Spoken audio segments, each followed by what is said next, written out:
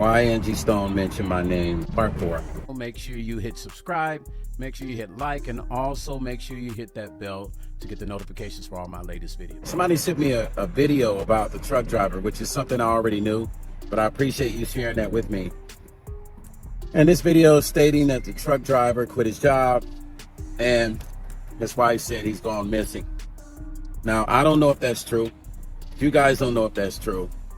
But what I do know is that sometimes when you're dealing with such a high priority situation like this, some people purposely kind of put themselves out of the way so that they don't have to deal with the media and people asking them a million questions. Okay? So I don't personally believe he's gone, he's disappeared, or nobody can find him. I believe that's by design. That's my belief, okay? Let's get into the morning of that accident. That morning I got a text from somebody in the circle and they said Angie's dead. And I was like, oh shit. You know, I was like, what? And I was in disbelief. And then I called her and actually this was actually Juanita Wynn. It was Juanita Wynn. I try not to, my people in my circle, sometimes, I might not mention a name, but sometimes I will mention a name. It just depends. But so Juanita texted me and she said, her exact words, and it was 9 in the morning. So she said, Angie's dead. And I was like, damn. I was like, what? And I couldn't believe it. So I was shocked. So I called her and she said it. And I started crying. She had a whole bunch of calls coming in, so she had to get off the phone. I get another phone call, and that was that said person I was talking about yesterday, right? I mean, the said person I was talking about on part 3 called me, and that said person was talking to me, and everything was still in the mix. The best time to catch something when it's happening is the reason why when police are doing investigations, they have that first 48 hours because they know all the information is fresh and everything is more organic. And they're going to get more straight up answers from people, right? So mind you, this had just happened. So everybody was at the hospital. So when this said person, that's the sleeper cell I was talking about, called me, we started talking and she started telling me about the accident. She started giving me detail. I was like, what happened? And she started telling me, and I was like, damn. And I started asking questions. Well, who wasn't? And who was what, and who was sitting where, and where, and the details started to unfold. And certain things didn't make sense to me even right then, even to her. She was saying to me, something don't make sense. She even told me that later on, I'll talk about that. But anyway, so she's telling me what happened, and I'm like, dang, that's just kind of crazy. And, this person got hurt, everybody else is alive, Angie's gone. I said, damn, that's weird. I was like, it's kind of weird. I said, damn, Angie's the only person that passed away? Yeah. So she was like, yeah. She's like, and she was saying that stories didn't match, that one person was saying this, somebody said they had held Angie. The other person said they were the ones that held Angie, was like lifted her up or something like that, man. And I was like, well, what's the story? And she was just like, I don't know. She said, nobody know. First of all, she was saying everybody in the van didn't know anything. She said, well, they can't remember nothing. That's what she said. She said, well, nobody can remember anything. And I said, well, dang. I said, well, that's kind of strange. And the ones that did say something, the stories were conflicting with each other. One person said they did this. The other person said that they did that, right? And I thought that was interesting. Now, in the middle of her telling me these stories, sorry, you guys, hair looking all crazy. Anyway, in the middle of her telling me these stories, she said something strange, man. Like, the detectives were in the hospital. I could hear them talking in the background. I couldn't make out what. I don't even think they knew she was on that phone. I'm gonna be honest with you. I don't think that the detectives knew that she was on the phone, because if they were, I don't even think they would have been talking to her or saying certain stuff. But I could hear the guys in the background, and she ended up saying she's gonna step outside or something like that. But so she started saying some of the strangest shit to me. She started saying, she said, what she said, and the driver, that's what she said. She said, and the driver, I said, and I'm crying. Now, mind you, this whole time we're talking, I'm crying at full speed. I'm crying at level 10, you guys. I'm screaming. I'm honestly, like, I haven't cried like this since my mom passed and my dad.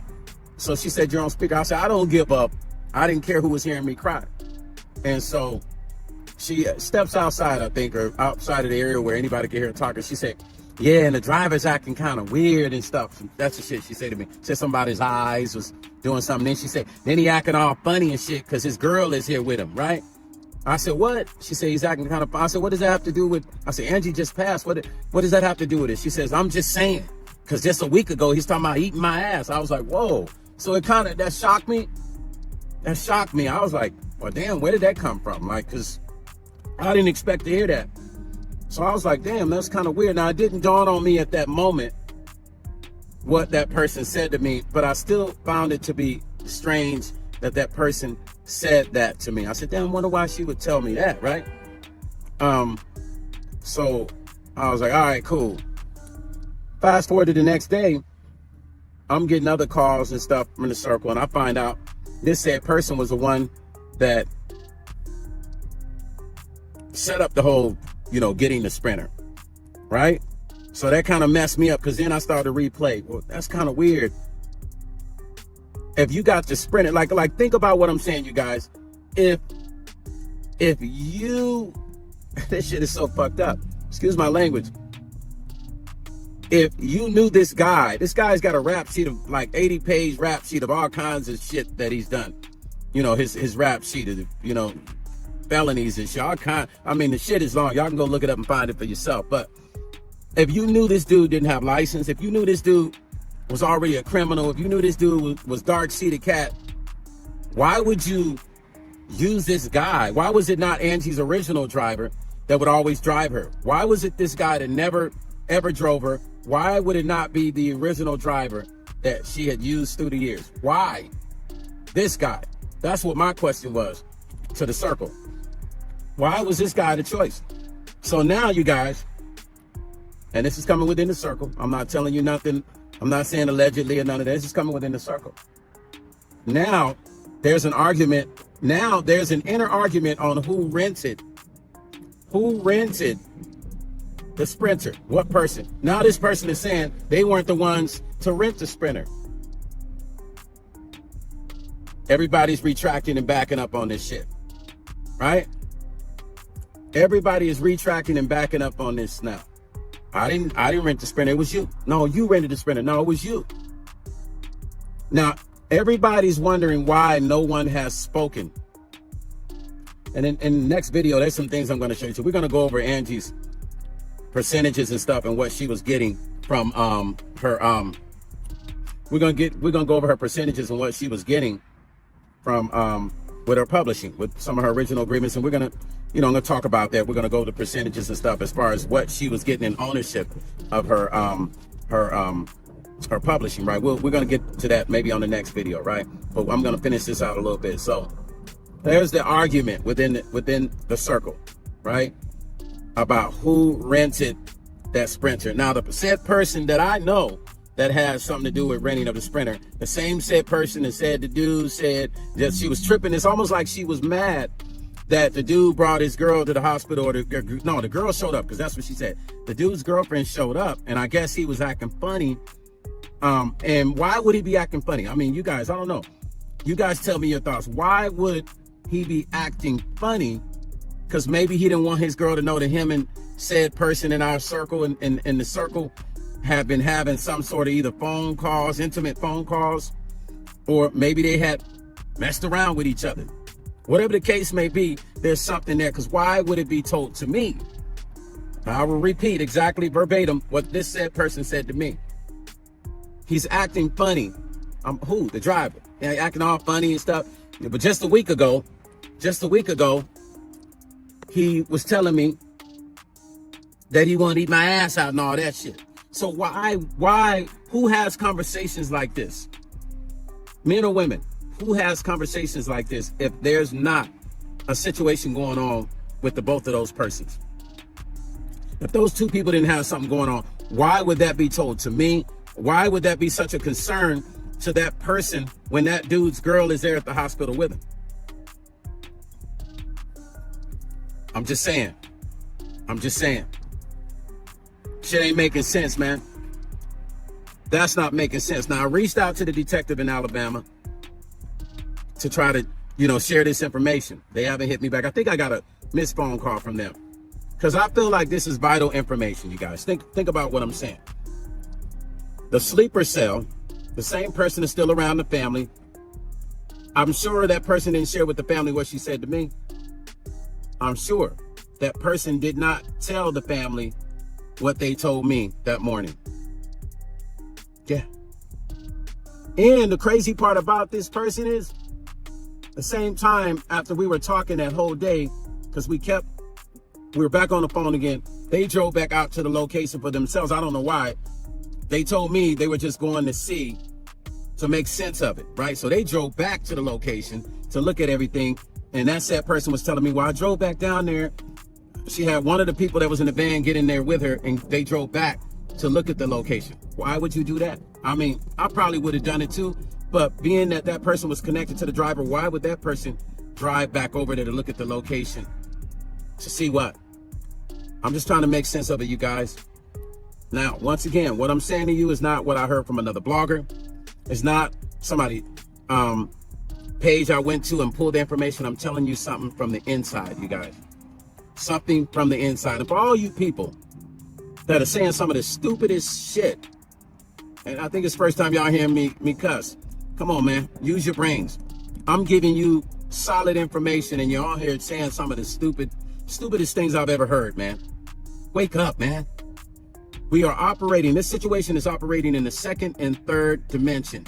Understand that, man. Understand that. What I just told you is facts. You don't have to believe me. Believe what you want to believe. Go on. It seems like when people lie, people believe the lie. When people tell the truth, seems like that's harder for people to believe.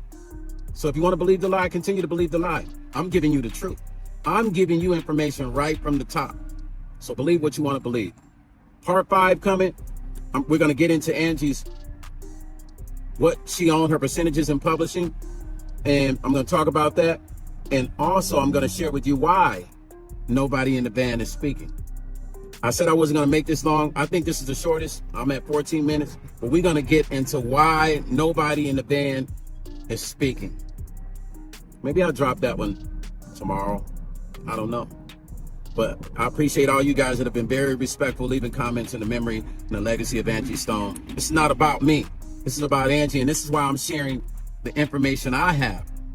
Because if everybody in the circle shares their information, then we could get to the bottom of this fast. This is considered a homicide. This is being considered a homicide.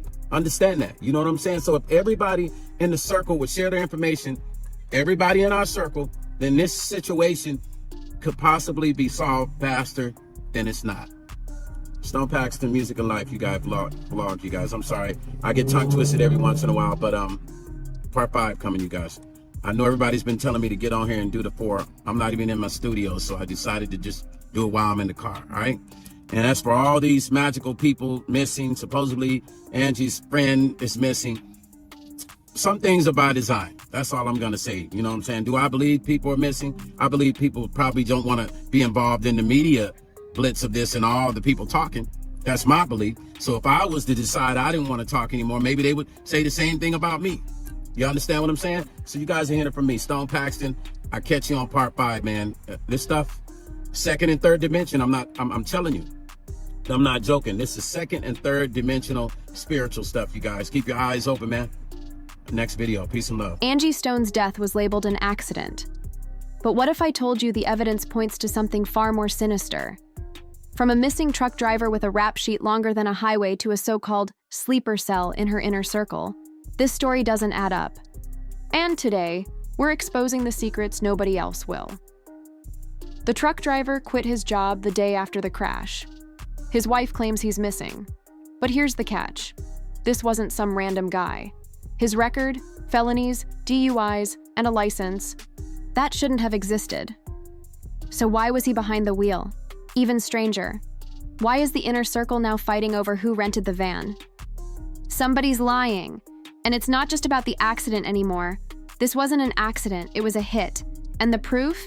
It's hiding in the second dimension, where secrets don't stay buried forever. Stay tuned. Part 5 drops tomorrow.